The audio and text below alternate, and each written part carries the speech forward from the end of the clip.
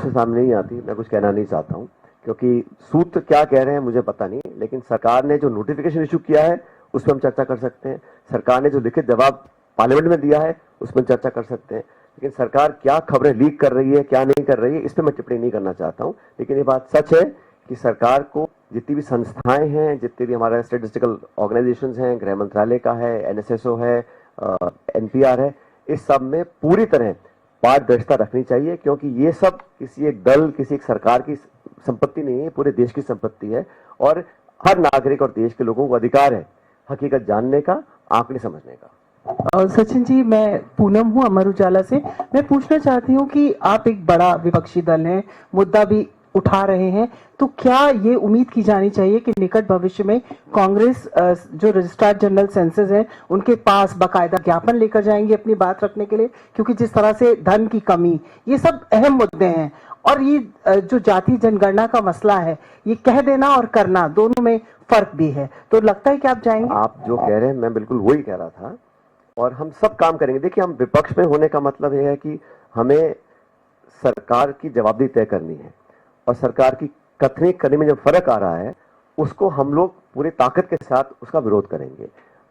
लेकिन सरकार का जो रवैया रहा है अब तक, आपने देखा होगा, कोई बहुत सहज नहीं रहा, और बहुत अड़ियल रवैये से सरकार काम करती है, हर जगह हमने देखा है।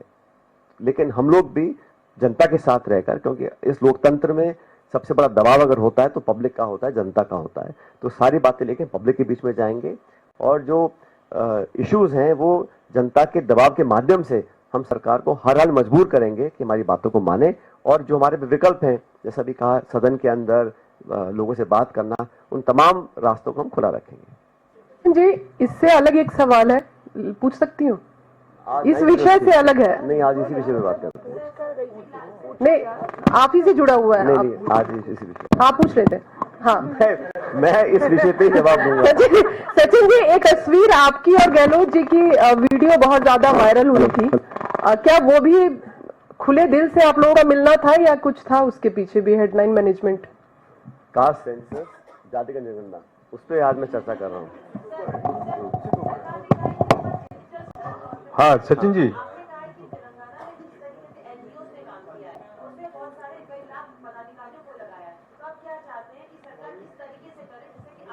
देखिए, सरकार जो भी तरीका अडॉप्ट करे, कंसल्टेटिव हो, लोगों के सुझाव लिए जाएं, और जो अगर बेस्ट प्रैक्टिसेस हमारे सामने आ रही हैं तो उसमें कुछ सुझाव लेने में कोई किसी को आपत्ति नहीं आनी चाहिए। और क्योंकि अब आईटी इनेबल्ड सर्विसेज से अगर हम मदद लेंगे तो कम समय और कम लगेगा, पहले समय ज्यादा लगता था, लेकिन ये डेटा वेरीफाइबल हो, ऑथेंटिक हो, टेंजिबल हो, और उपयोग में लाने लायक हो। और हम सुझाव अगर दे रहे हैं तो सरकार को सुझाव मान लेने चाहिए, और ऐसा नहीं है कि तेलंगाना सरकार ने जो किया है वो छुपाए किसी से। वो पूरा जो क्वेश्चनर है आप उसको देखिए, वो बहुत सोच समझ कर, क्योंकि मैं फिर कहना चाहता हूं, जब क्वेश्चनर या सेंसस के कुछ सवाल बनते हैं तो क्या सवाल का जवाब आ रहा है उतना महत्वपूर्ण होता है क्या सवाल पूछा जा रहा है। तो what is being asked is almost as important as what the question, what the answer is. तो ये सारी चीजें टेक्निकल और एक कंसेंसस बना के इसको करना चाहिए। लेकिन मैं कह रहा हूँ, जब आप पैसा नहीं दे रहे हैं, आप 1.5 साल बाद शुरू करने की बात कर रहे हैं, तो कहीं ना कहीं कथनी और कनी में फर्क दिख रहा है मेरे को। तो जी, last question, I am Sandeep from Vartman newspaper. 2 question है। ये आपने बोला कि सरकार ने मन बदल लिया, तो आपके हिसाब से क्यों मन बदल लिया, इसके पीछे कारण क्या है? और सेकेंडली, राहुल गांधी कंटिन्यूअस जो डिमांड कर रहा है वो अभी होने जा रहा है, तो आप सत्ता में थे तो 2010 में जो सेंसस हुआ उसमें कास्ट सेंसस क्यों नहीं हुआ?